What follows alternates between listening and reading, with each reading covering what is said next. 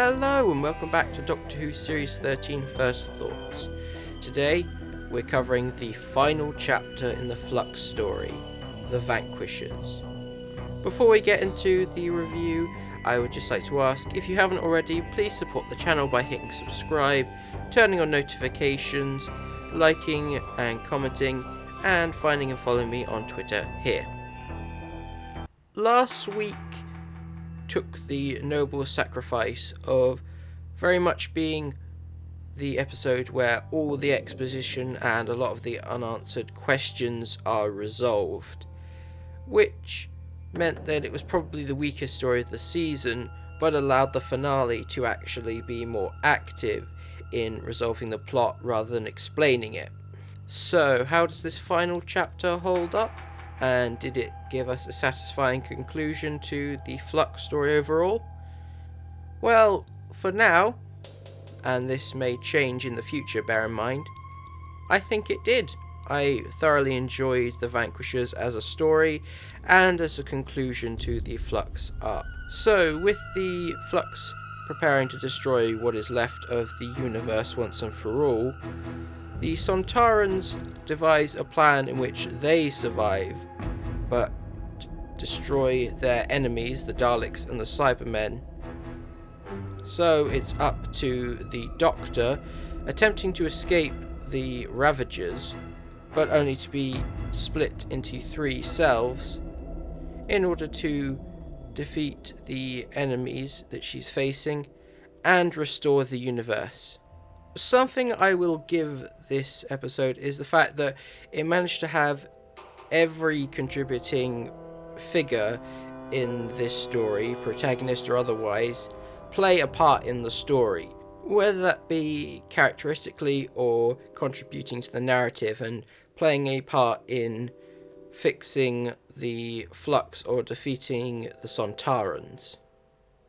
The highlight of this story has to be Jodie Whittaker, and I must say I was wrong to call War of the Sontarans her best story and best performance, as that definitely comes from this one. Gone is her anxiety and social awkwardness that you found in her earlier seasons.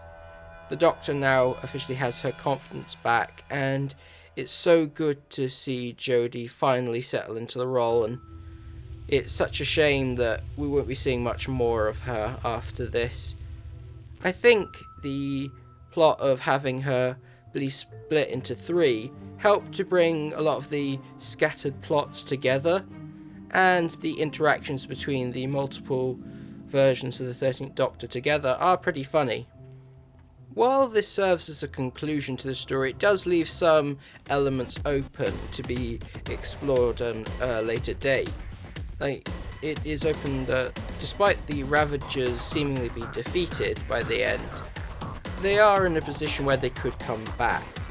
And I'll give credit to Chris Chibnall for subverting my expectations. In regards to the fob watch and the Doctor's lost memories, he did go a different route, and I wasn't expecting to go the more compromised ending of having the Doctor get her watch back, but deciding to not look at it, leaving it somewhere in the TARDIS to be explored another time.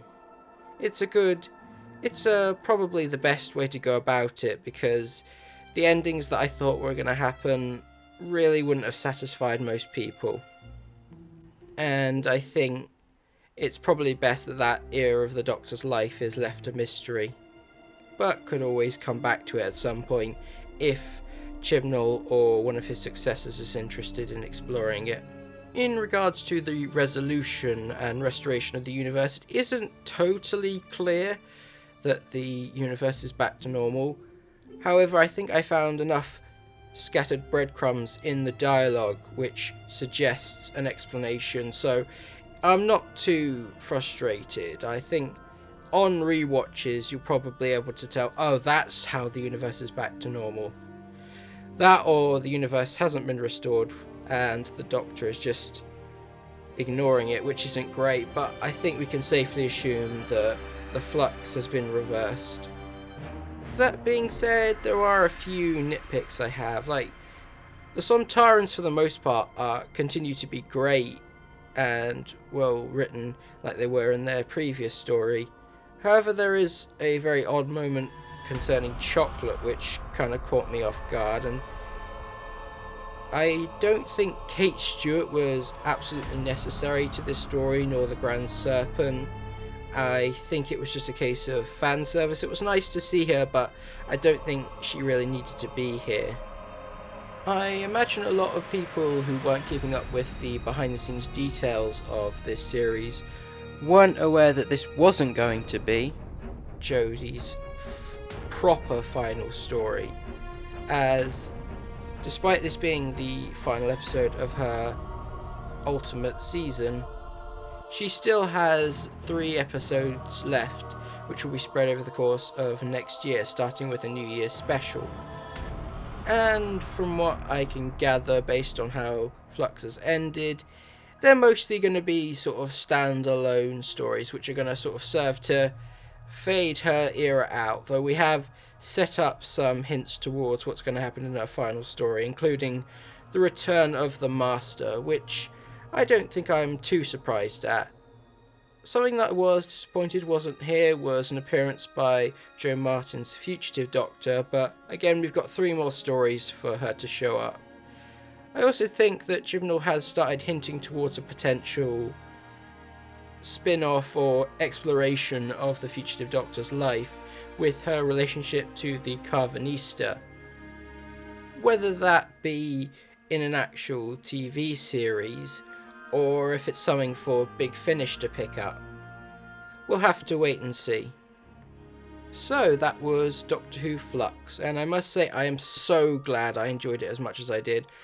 I definitely say the even numbered stories were the highlight and the strongest of the 6, and this story has thankfully proved that serialization can work, and Chibnall really should have been allowed to have it back much sooner, because his strength is clearly here rather than the standalone 45-minute stories that he's been forced to work with. If I were to rank the chapters of Flux from worst to best, I'd definitely say it would go Survivors of the Flux, The Halloween Apocalypse, Once Upon Time, Village of the Angels, The Vanquishers, and War of the Sontarans. That is it for the First Thoughts series. But we will return with the New Year special, Eve of the Daleks.